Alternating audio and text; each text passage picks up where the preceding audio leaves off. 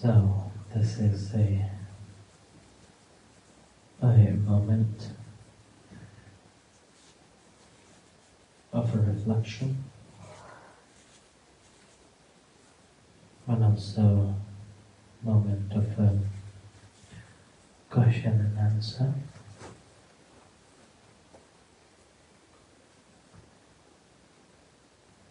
So we are coming to the end of the year 2025. Another 15 days left.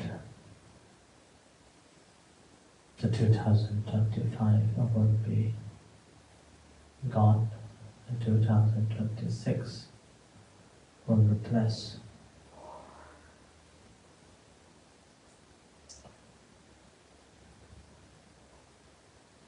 Time is always going forward.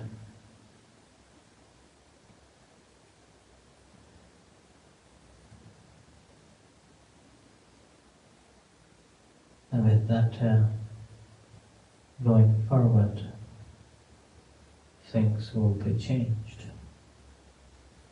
every millisecond. It's constant change taking place.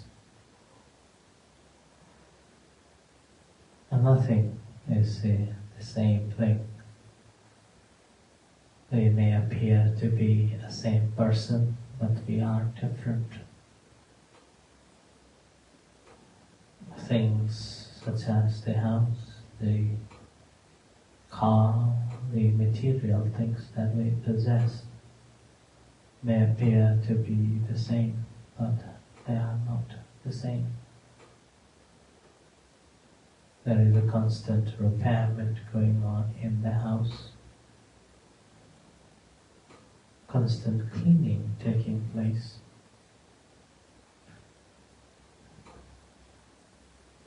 And always have to look after closely to maintain the house. Similarly with the car, quite often we have to clean, and almost every year we have to put it in service and do the MOT. And same with our clothing that we wear.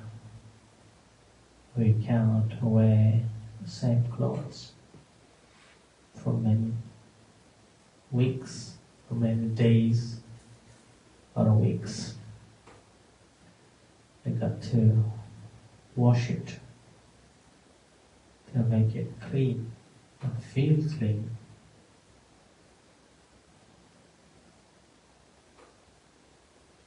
So it's always changing. Same with our physical body. It is changing day and night. We maybe are eating similar type of a food in a similar time zones, simply hoping to keep this body fit. But gradually we realize that there are things that we cannot eat anymore.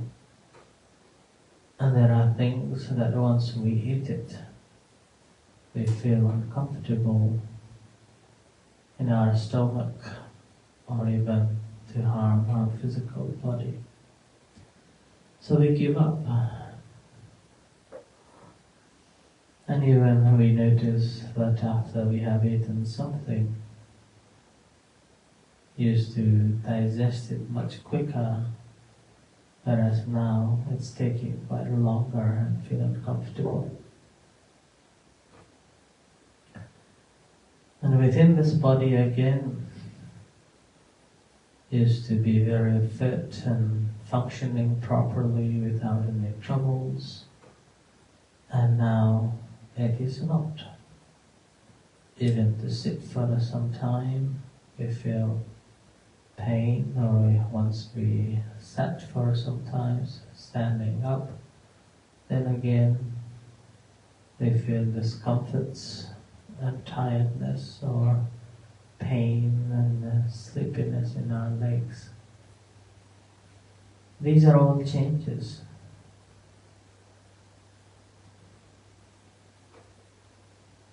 That is taking place in our body. And from no illnesses whatsoever, illnesses began to emerge in various ways.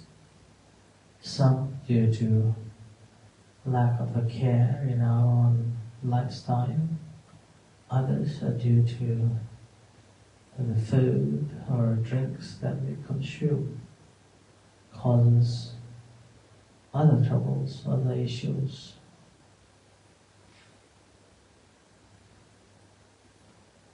And nevertheless, whether we conscious of things that we eat and drink, this body decays as a natural fall. Whether we like it or not, this is the natural fact. It's going to change. But that change, then illnesses and different types of sicknesses will emerge. Some are known, others are unknown. Classical example is the flu. We get flu in various ways. The most common ways is due to the air changes or temperature in the air changes. So normally in the winter time we get the flu, and in the summertime we get the hay fever. These are due to the environmental change that affects our body. So these are inevitable. That's going to take place due to the change as the time ticks, each milliseconds of it.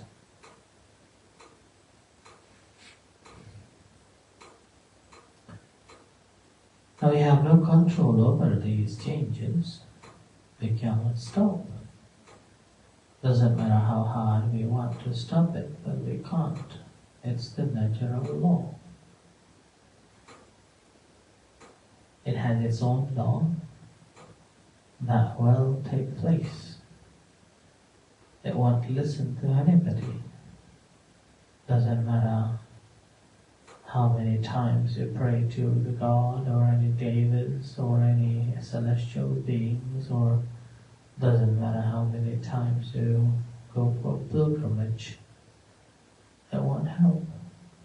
It won't stop decaying, it won't stop changing, it won't stop at all.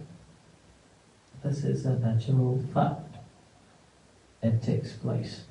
It continues. That's why it is also known as the universal characteristics.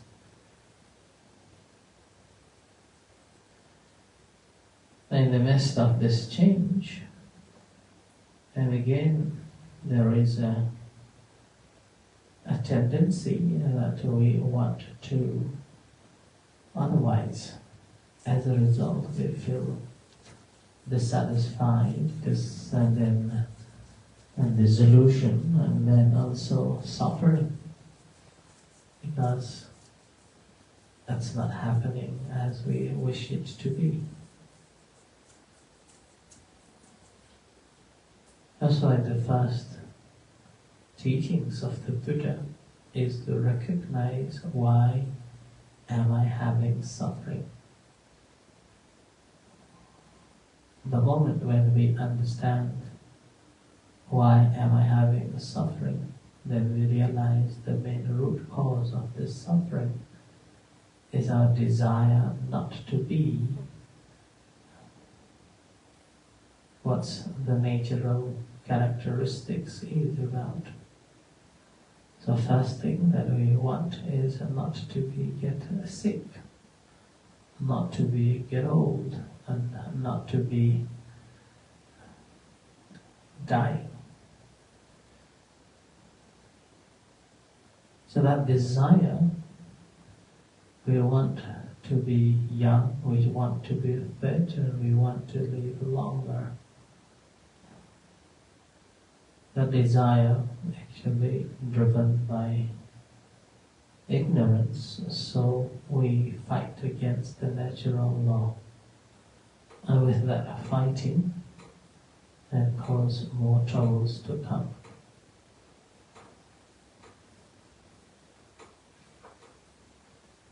And that troubles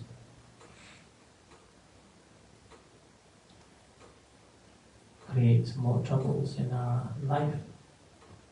The way we live our life, the way we relate with other people, the way we relate to our family, community, and so on. So the practice of meditation is to understand that why am I having this suffering, and understanding in its true nature that the cause is the desire, and this desire against the natural law. Once we have understood it, then there won't be a trouble, there won't be any conflict. Then the mind attains the peace and the calm and stillness. That is still the mind, and then gradually we will be able to free ourselves. So that is the purpose of the Buddha's teachings and the practice of our meditation. So I stop here for the reflection, and if you have any questions or sharings, you may. The floor is yours.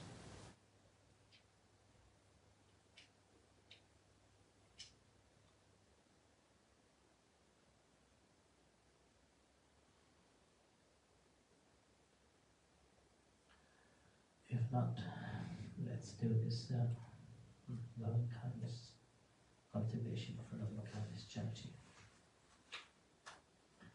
Just in English.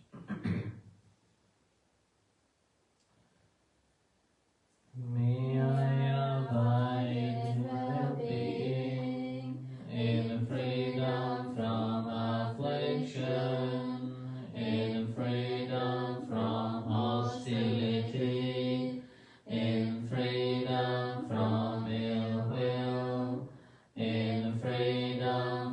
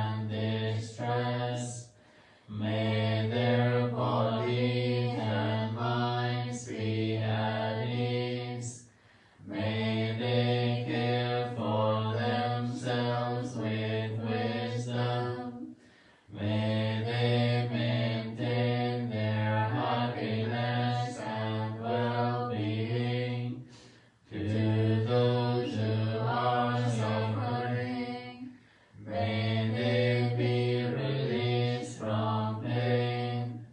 May they find healing, happiness, and peace. To those who are already well and happy, may their well-being grow and continue. May their joy deepen and expand to all beings, seen and unseen, whether born of the womb, from eggs, from moisture, or spontaneously arising. May they rejoice in the merits we have generated on this occasion, and may